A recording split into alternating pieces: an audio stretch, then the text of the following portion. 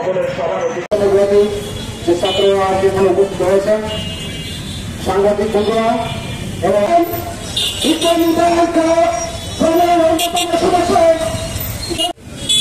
সেই মেধাবী সচেতন এবং বিশ্বস্ত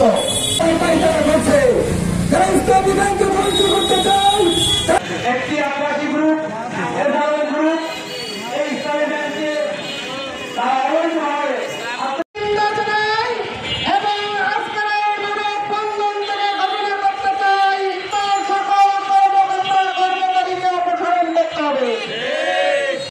অদক্ষ কিছু শ্রমিক কিছু অফিসার নিয়োগ দিয়েছিলেন সাধারণ গ্রুপ।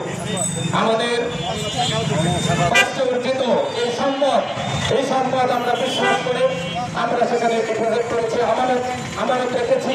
সেই জায়গাকে যারা ধ্বংস করতে চেয়েছিল, আমরা গ্রাহক যারা রয়েছি আমাদের সেই সম্পদকে আমরা ধ্বংস হতে দেব না ইনশাআল্লাহ।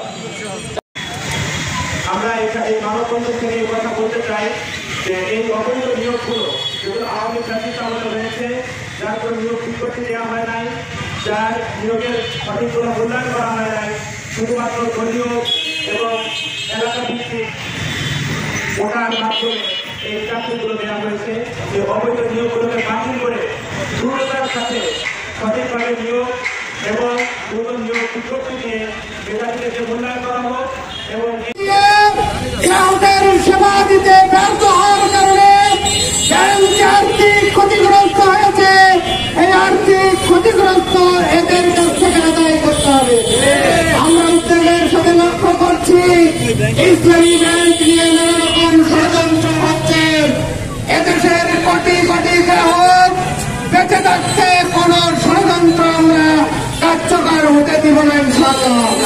সম্মানিত উপস্থিতি, যে সমস্ত ভাইয়েরা পটিয়া থেকে নিয়োগ পেয়েছিল তারা অধিকাংশই দলীয় নেতাকর্মীর যোগ্যতার ভিত্তিতে তারা নিয়োগ পায়নি। কোন নিয়োগপত্র কোন সার্কুলারের ভিত্তিতে তাদের নিয়োগ দেওয়া হয়নি।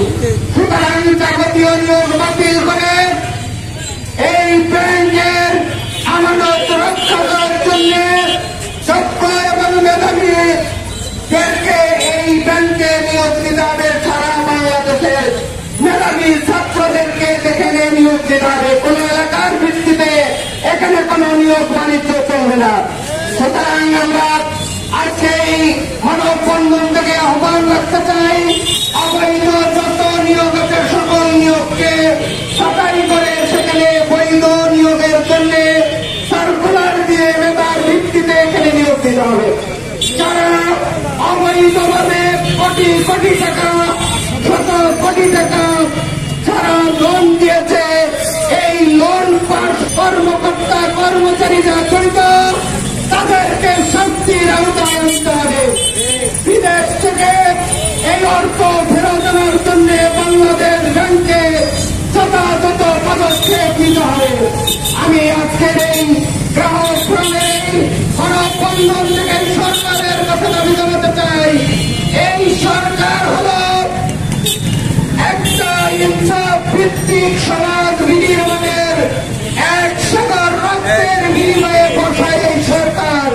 সুতরাং এই সরকারকে বলব কোন রকম কোন পরিচয় না করে ইসলামী ব্যাংকের অর্থ যারা আত্মসাৎ করেছে, গ্রাহকদের সম্পদ যারা লুট করেছে, সে যেখানেই থাকুক যেদেশেই থাকুক তাদেরকে ধরে এনে এই অর্থ আমানতের ফেরত যথাযথ ব্যবস্থা নিতে হবে। সম্মানিত উপস্থিতি, সাংবাদিক বন্ধুদের কাছে আমরা বিনয়ের সাথে আহ্বানটুকু রাখতে চাই। আজকে আমরা গোটা দেশবাসীর কাছে এই মেসেজ দিতে চাই, গ্রাহক বেঁচে থাকতে এই ব্যাংকের কোন ক্ষতি হতে আমরা দিব না। সুতরাং আসুন আমরা সকলে মিলে যাবতীয় অনৈতিক অবৈধ যে সমস্ত নিয়োগ ছিল সেগুলো বাতিল করে অনতি বিলম্বে সারা বাংলাদেশ থেকে মেধার ভিত্তিতে নিয়োগ দিয়ে এই ব্যাংকের সচল করতে হবে। এই ব্যাংকের গ্রাহক সেবার মান যাতে বাড়ে সেজন্য প্রয়োজনীয় পদক্ষেপ নিতে হবে। এই 18 কোটি মানুষের রাস্তা ফিরে আনার জন্য আমাদের সকলকে ঐক্যবদ্ধভাবে কাজ করতে হবে। এই আহ্বানটুকু রেখে আবারও সংশ্লিষ্ট কর্মকর্তা বাংলাদেশের বর্তমান